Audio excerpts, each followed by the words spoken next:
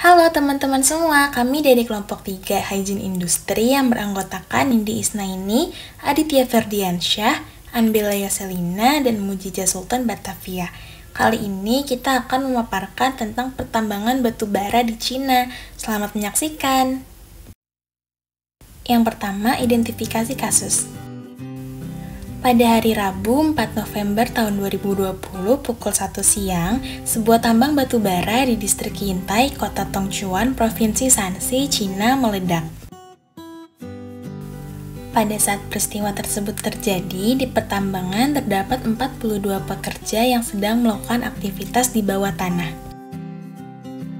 Peristiwa ini bukan merupakan kecelakaan baru yang terjadi di pertambangan batu bara di Cina.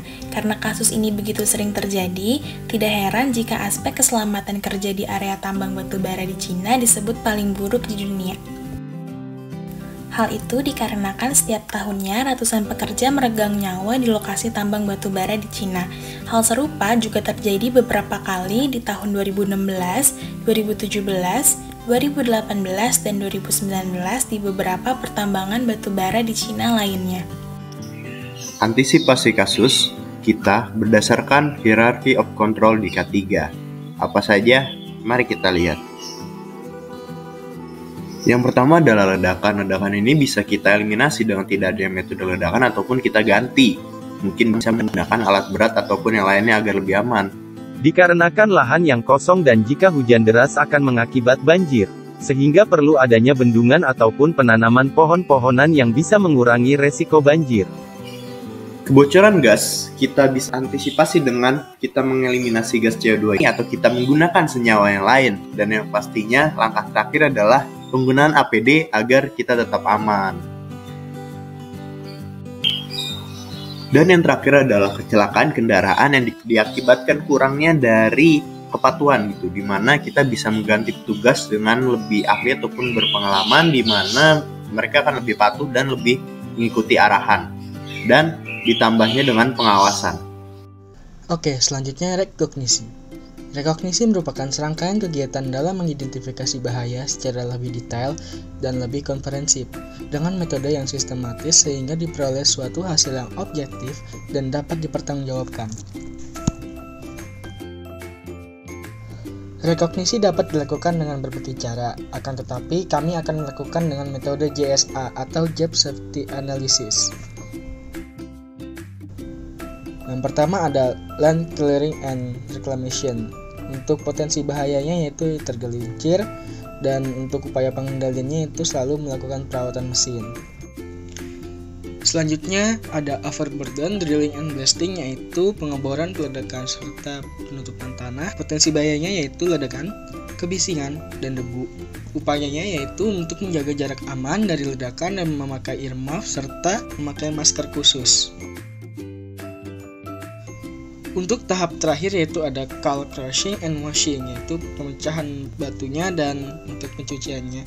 Untuk potensi bahayanya tersendiri yaitu ada debu serta tergelincir. Lalu upayanya yaitu untuk menggunakan masker khusus dan selalu melakukan perawatan mesin.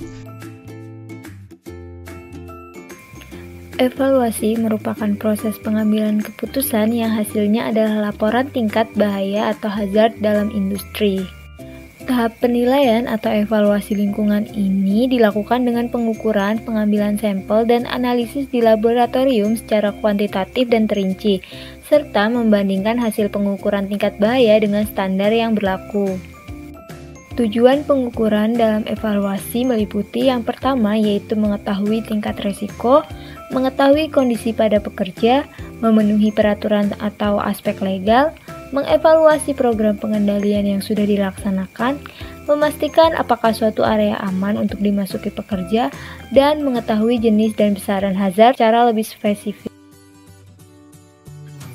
Penyebab kecelakaan kerja adalah ledakan, menghirup gas CO, banjir, dan kecelakaan kendaraan.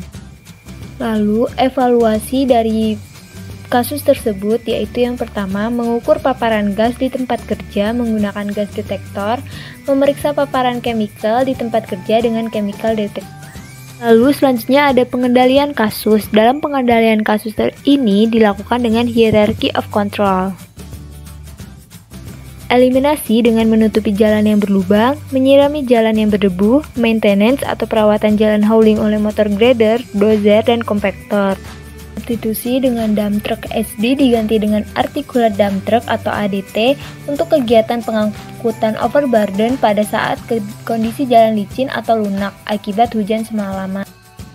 Lalu ada engineering control, yang pertama yaitu pemasangan buggy whip atau bendera pada unit LV light vehicle, pemasangan kanopi pada dozer, dump truck dilengkapi dengan AC, dan penempatan tower lamp dan mega lamp pada malam hari.